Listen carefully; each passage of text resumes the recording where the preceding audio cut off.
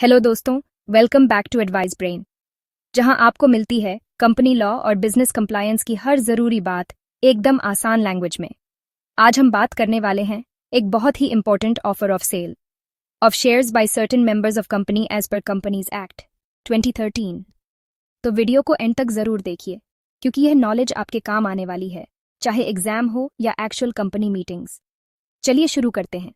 सबसे पहले जानते हैं कंपनीज एक्ट 2013 के सेक्शन 28 के बारे में।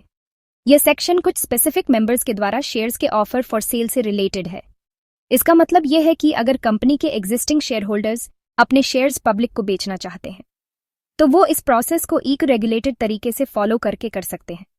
यानी कंपनी खुद नए शेयर्स इश्यू नहीं कर रही, बल्कि पुराने शेयर होल्डर्स अपने शेयर्स पब्लिक को ऑफर कर रहे होते हैं। अब हम बात करते हैं कि सेक्शन 28 के अंदर कौन कौन से प्रोविजंस दिए गए हैं और वो किस बारे में है। First, offer of sale by members, members के द्वारा शेयर्स का ऑफर। कुछ specific members board of directors से कंसल्ट करके अपने पूरे या कुछ शेयर्स पब्लिक को ऑफर कर सकते हैं। यह ऑफर सभी एप्लीकेबल लॉज के अकॉर्डिंग होना चाहिए। इस प्रोसेस का proper procedure rule 8 of companies prospectus and allotment of securities rules 2014 में दिया गया है। सेकंड, डीम्ड प्रोस्पेक्टस, मान लिया गया प्रोस्पेक्टस। जो भी डॉक्यूमेंट पब्लिक को शेयर्स बेचने के लिए यूज होता है उसे एक प्रोस्पेक्टस माना जाता है, जैसे कि कंपनी ने ही इश्यू किया हो।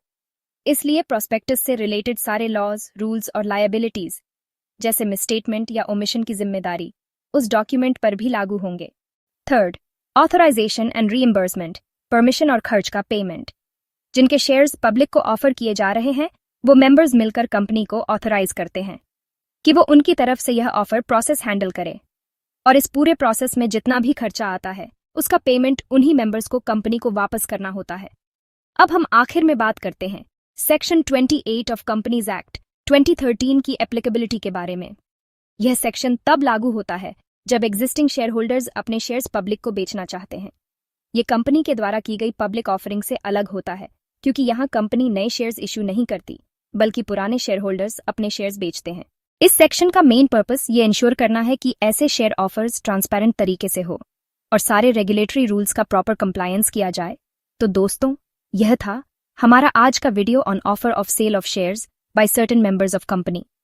उम्मीद है आपको वीडियो पसंद आया होगा और कुछ नया सीखने को मिला होगा।